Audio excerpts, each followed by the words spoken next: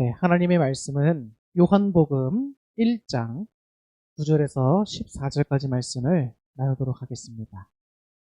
신약성경의 요한복음 1장 9절에서 14절까지 말씀입니다. 참빛 곧 세상에 와서 각 사람에게 비추는 빛이 있었나니 그가 세상에 계셨으며 세상은 그로 말미암아 지은 바 되었으되 세상이 그를 알지 못하였고 자기 땅에 오매 자기 백성이 영접하지 아니하였으나 영접하는 자 곧 그 이름을 믿는 자들에게는 하나님의 자녀가 되는 권세를 주셨으니 이는 혈통으로나 육정으로나 사람의 뜻으로 나지 아니하고 오직 하나님께로부터 난 자들이니라. 말씀이 육신이 되어 우리 가운데 거하심에 우리가 그의 영광을 보니 아버지의 독생자의 영광이요 은혜와 진리가 충만하더라. 아멘. 자, 할렐루야. 여러분 참으로 반갑습니다. 요즘에 또 여러 가지 코로나뿐만 아니라 A형 독감도 유행한다고 하더라고요. 여러분들 특별히 건강관리 잘 하실 수 있기를 부탁을 드리겠습니다. 오늘은 언제나 감사한 그 이름 예수라는 제목으로 주님께서 베푸시는 구원의 은혜를 우리가 한번 생각해보고 또 그 가운데서 우리는 어떠한 합당한 삶을 살아야 될지 한번 나눠보는 시간을 갖도록 하겠습니다. 2013년 4월부터 네덜란드 기업가 바스 란스도르프와 유럽 우주기구 출신의 엔지니어인 아르노 비엘더스가 공동으로 설립한 회사가 있습니다. 프로젝트가 있어요. 바로 말스 온 프로젝트라는 겁니다. 말스 온 프로젝트. 말스 원 프로젝트. 자, 이 말스 원 프로젝트에서는 지구를 영원히 떠나서 화성에 정착해 살 사람들을 모집합니다. 그래서 이 말스 원 프로젝트라는 것은 화성에서 살게 되는데 화성은 어떤 조건이냐면 지구보다 방사능 수치가 높습니다. 그리고 중력도 낮습니다. 인간이 살기에는 별로 적합하지 않은 조건이에요. 하지만 인간이 살 수 있는 가능성을 두고 그 화성의 새로운 도시를 건설하자라는 프로젝트가 바로 이 말스 원 프로젝트입니다. 화성 정착민 건설 후보자들을 모집하고 있는 거예요. 여기서 말스 원 프로젝트에서 원이라고 하는 단어가 나오는데 이 원이라고 하는 것은 원웨이를 뜻합니다. 자, 한 번 가면 영원히 돌아올 수가 없다는 의미예요. 화성에 이제 정착하고 또 정착 시설을 건설하기 위해 사람들을 보내는데 한 번 가면 돌아올 수 없다는 의미라는 거예요. 왜냐하면 화성에는 지구처럼 발세대라든지 또 기반 시설이 없어서 지구 귀환이 불가능하기 때문입니다. 그래서 원웨이를 뜻해요. 놀라운 것은 여러분 100명을 뽑는 이 프로젝트에서 20만 명이 넘는 사람들이 접수를 했다는 겁니다.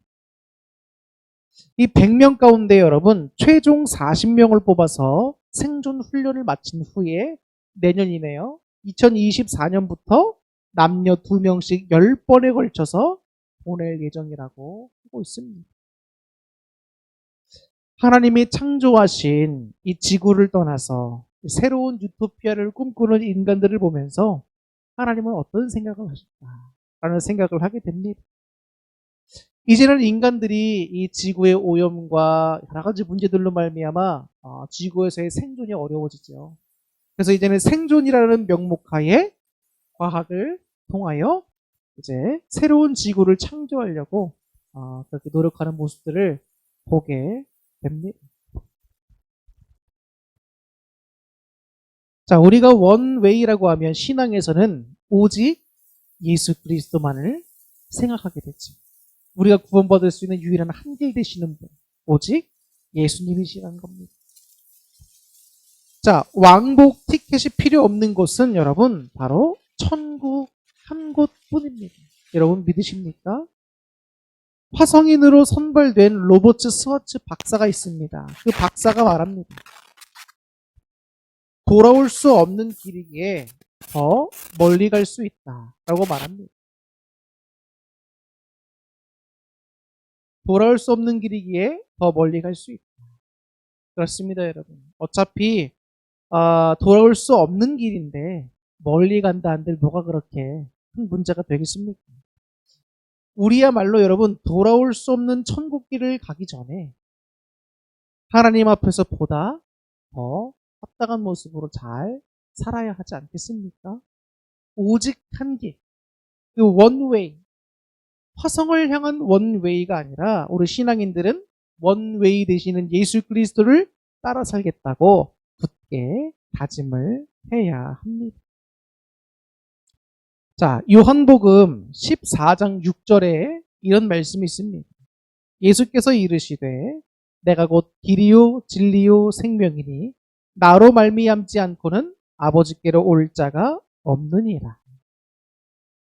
이 말씀은 우리를 구원하시는, 즉 우리를 천국으로 가게 하는 오직 한 길, 그 오직 원웨이 되시는 분이 누구라는 겁니까? 바로 우리의 구세주 예수 그리스도이심을 분명히 말해주고 있습니다.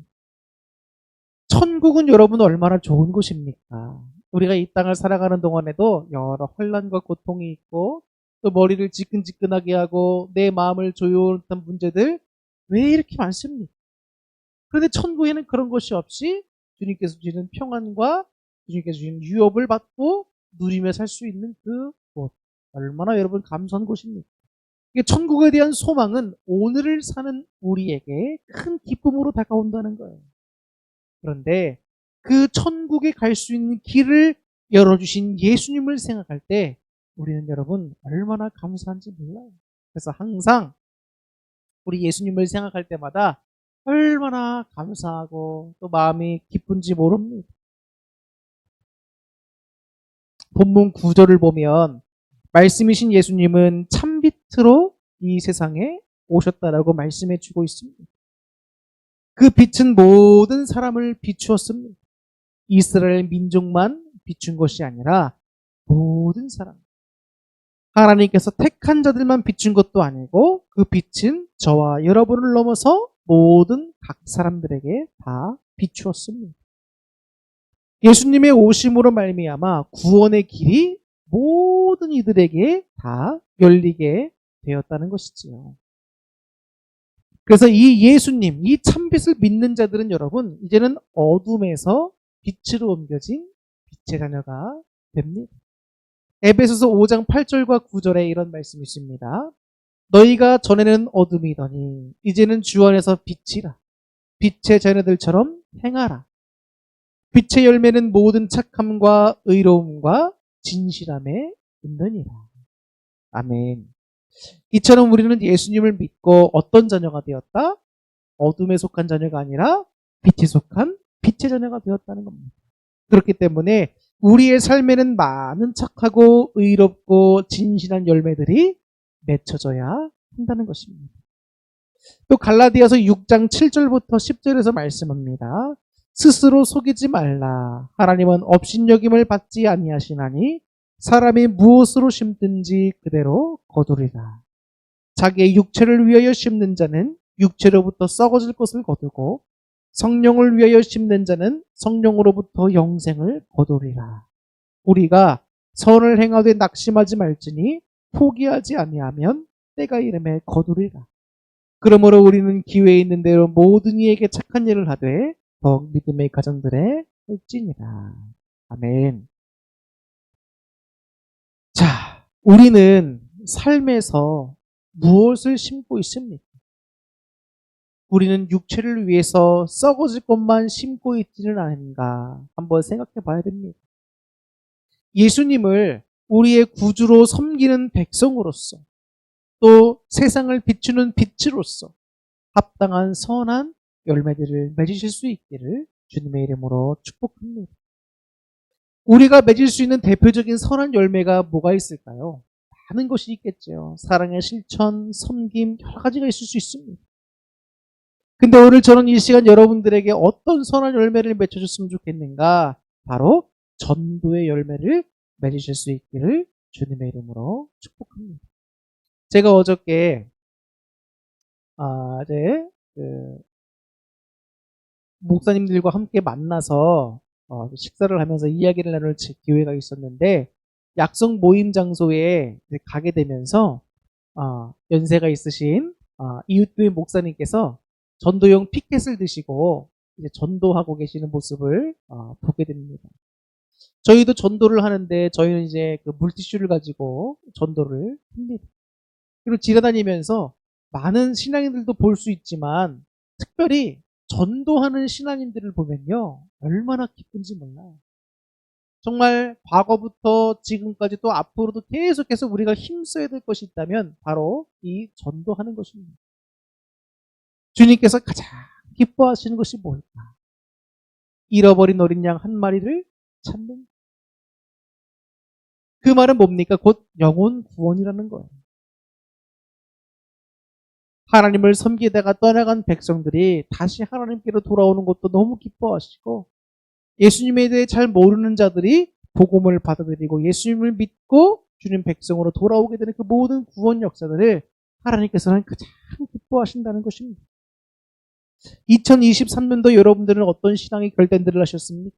많은 결단들이 있었겠지만 개인적인 복만 바라는 것 외에도 이에 더해서 많은 심령들을 주님께로 인도할 수 있는 그런 전도의 일을 하고 전도의 선한 열매들을 맺을 수 있게 해달라고 여러분 항상 기도해 주셔야 됩니다. 세상은 예수님을 모릅니다. 우리의 삶의 모습을 통해서 세상에 있는 사람들은 예수님이 어떤 분인지를 간접적으로 알게 됩니다. 그렇기 때문에 우리는 믿는 자들로서 세상에 나가 살 때에 행동 하나하나에 되게 신경 쓰고 조심해야 된다는 것을 다시 한번 마음판에 새기게 되죠. 이렇듯 우리의 삶의 모습이 중요한데 만약 우리가 빛된 삶을 살지 못하고 빛된 삶을 살지 못하고 있다라고 한다면 우리는 하나님의 영광을 가리려고 도리어 생각지 못하게 전도의 문을 막는 일을 하게 된다는 것입니다. 참빛이신 예수님께서 세상에 오셨는데 사람들은 어땠을까? 안타깝게도 세상은 그 빛을 알지 못했다고 10절과 11절에 말씀하고 있습니다.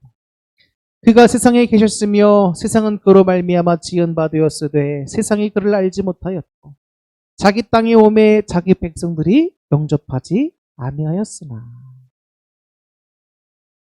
지음을 받은 세상이 지으신 분을 알지 못했다는 겁니다.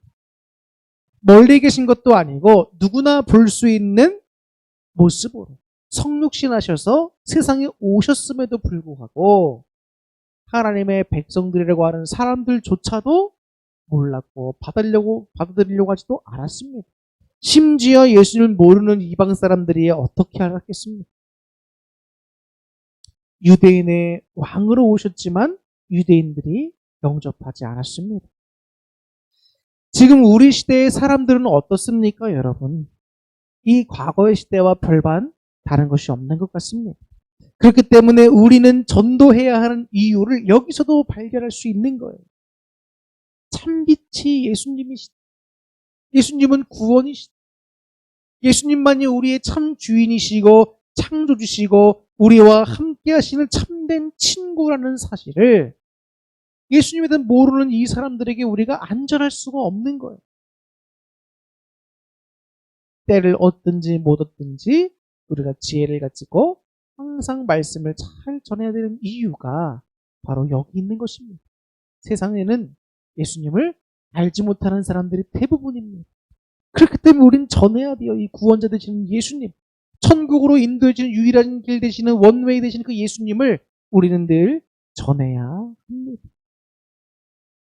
12절에서 말씀합니다. 하나님은 당신의 아들 예수 그리스도를 영접하는 자, 믿는 자들에게 어떤 권세를 주신다? 하나님의 자녀가 되는 권세를 주신다라고 말씀하셨습니다. 하나님의 백성이 되는 것도 영광스러운 특권이죠. 그런데 만왕의 왕이시고 만주의 주 되시는 그 주님의 자녀가 된다는 것은 여러분 얼마나 더 특별한 영광입니다. 하나님 나라에 들어가는 것만 해도 감격스러운 일인데 왕이신 하나님의 자녀가 돼서 천국에서 주님의 은혜를 누리며 산다? 이게 얼마나 기가 막힌 은혜입니까, 여러분? 사람들은요, 자신에게 도움이 되고 유리한 쪽 사람들에게 잘 붙습니다. 그리고 힘 있는 자들은 자신들의 위치를 확고히 하고 안정적으로 만들기 위해서 자기보다 더 권세가 있고 잘 나가는 사람들 밑으로 갑니다. 그리고 또 권세자들은 자신을 따르는 추종자들을 많이 만듭니다. 흔히 말해서 암흑에는 뭐뭐뭐 누구의 라인이다, 이렇게 우리가 말하고 있지 않습니까? 여러분은 어느 라인을 타고 있습니까? 우리 믿는 자들은 여러분 세상 라인이 아니라 어떤 사람의 라인이 아니라 참빛과 구원 참 주인 되시는 예수님 라인을 타시기를 주님의 이름으로 축복합니다. 하나님의 자녀가 되는 권세는 우리 인간의 의지나 나의 어떤 의나 나의 능력으로 얻을 수 있는 게 아닙니다. 13절에 의하면 하나님의 은혜로 주어진다라고 하는 겁니다. 로마서 3장 23절과 24절에 이렇게 말씀합니다. 모든 사람이 죄를 범하였음에 하나님의 영광에 이르지 못하더니 그리스도 예수 안에 있는 성령으로 말미암아 하나님의 은혜로 값없이 의롭다 하심을 얻은 자 되었느니라. 우리는 지금 이 말씀에서 전해주는 바와 같이 모두 죄인입니다. 모두 죄인입니다. 주님의 은혜가 없이는 하나님의 자녀가 되지도 못했을 뿐만 아니라 천국을 바라볼 수 있는 은혜도 얻지도 못합니다. 구원도 받지 못하지. 따라서 주님께서 우리에게 예수님을 통해 베푸시는 구원은 뭐가 되는 겁니까? 은혜인 것입니다. 은혜라고 하는 것은 전혀 받을 자격이 되지 않음에도 불구하고 하나님께서 죄인 된 자들에게 거저 주시는 것이라는 겁니다. 그것이 바로 선물입니다. 은혜는 받는 사람이 아니라 베푸는 사람에게 달려있는 겁니다. 즉 받는 사람의 자격이나 능력 때문에 어떤 선물이 주어진다라고 하면 그것은 은혜가 아니라 합당한 거죠. 당연히 받아야 하는 결과물이 되는 겁니다. 그러나 우리는 하나님의 은혜로 주의 자녀가 됐고 은혜로 구원을 받을 수가 있는 겁니다. 하나님의 자녀가 된 우리는 그 은혜를 생각할 때마다 감사할 수밖에 없는 거예요. 그렇기 때문에 여러분 예수님이라는 그 세 글자, 그 예수님이라고 하는 그 이름을 생각할 때마다 얼마나 감사한지 몰라요. 한평생 주님을 찬양해도 모자라는 겁니다. 그 은혜를 노래하고 그 은혜를 우리가 찬양하고 높여드릴 수밖에 없는 거예요. 하나님은 우리를 자녀를 삼아주시기 위해서 친아들 예수 그리스도를 우리 가운데 보내주셨다는 거예요. 얼마나 놀라운 사건입니까? 하나님의 독생자, 말씀이신 예수님께서 육신이 되어 우리 가운데 오셨다는 거예요. 오셨다. 지난달에 2022년 마지막 12월 성탄절 때도 우리가 예수님의 오심을 기력하고 또 기리면서 즐거운 시간들을 보냈었죠. 근데 여러분 우리가 그 성탄절을 지내면서 예수님 외에 다른 것이 더 주인된 것들은 아닌가 또 한번 마음속에 되새겨보게 됩니다. 영광 그 자체이신 분이 비천한 육신의 몸을 입고 이 땅에 오셨습니다. 그러나 그 주님의 영광은 감출 수가 없는 거예요. 예수님은 아버지의 독생자의 영광과 은혜와 진리가 충만한 분이라고 말씀해주고 있습니다. 예수님께 나아가는 자는 그 은혜와 진리를 깊이 있게 체험하게 되죠. 그리고 주님의 영광 가운데 거할 수 있게 되는 겁니다. 우리는 예수님으로 인해서 하나님의 은혜를 충만하게 입은 사람들입니다. 예수님이 오시기 전에도 이 이스라엘은 하나님의 은혜를 넘치게 받았습니다. 그런데 예수님은 그 은혜 위에 더 큰 은혜를 부어주셨습니다. 율법 아래에서 죄의 종으로 살 수밖에 없던 우리를 은혜로 구원하시고 진리 안에 거할 수 있도록 해주시고 천국을 소망하는 원웨이가 되어주셨다는 거예요. 예수님의 이 은혜는 우리를 사망에서 생명으로 옮겨주셨고, 예수님의 진리는 율법 아래 매여있던 우리를 자유롭게 해주셨습니다. 그 은혜를 날마다 경험하는 우리의 삶은 어떻게 살아가야 할까? 에베소서 4장 22절과 24절에서 말씀합니다. 너희는 유혹의 욕심을 따라 썩어져가는 구습을 따르는 옛사람을 벗어버리고 오직 너희의 심령이 새롭게 돼 하나님을 따라 의와 진리의 거룩함으로 지으심을 받은 새 사람을 입으라. 아멘. 옛 구습을 따르는 옛사람을 벗어버리라. 그리고 하나님을 따라 의와 진리로 사는 거룩한 새 사람이 되어야 합니다. 이것은 어찌 보면 주님의 그 구원의 은혜를 받은 자들이 마땅히 삶에서 응답해야 될 바른 모습이라고 할 수 있습니다. 참 빛이신 예수님, 말씀이 육신이 되어 우리 가운데 오신 예수님은 하나님을 제대로 알지 못하는 사람들에게 하나님을 분명하게 나타내셨습니다. 즉 예수님은 어떤 일을 하셨는가? 우리에게 하나님을 온전히 계시해 주신 분이라는 겁니다. 우리는 예수님을 통해 또한 하나님을 더 잘 알 수 있게 됐죠. 예수님에게서 충만하게 드러난 영광과 은혜의 진리는 근본적으로 하나님의 은혜요, 하나님의 귀하신 성품이라고 할 수 있지. 이제 여러분 설교를 마치려고 합니다. 예수님은 참빛으로 오셔서 세상의 구원의 빛, 은혜의 빛을 비춰주셨습니다. 그 빛을 우리 주위 사람들에게 전하면서 기쁨을 함께 나누실 수 있기를 바랍니다. 선한 열매를 맺고 빛을 발하는 새 사람들로 변화될 수 있기를 축복합니다. 여러분을 통해서 그 예수 그리스도의 빛이, 구원의 빛이 전해지는 곳마다 주님의 영광과 은혜와 진리가 충만하게 빛나게 되기를 예수님의 이름으로 축원합니다. 기도하겠습니다.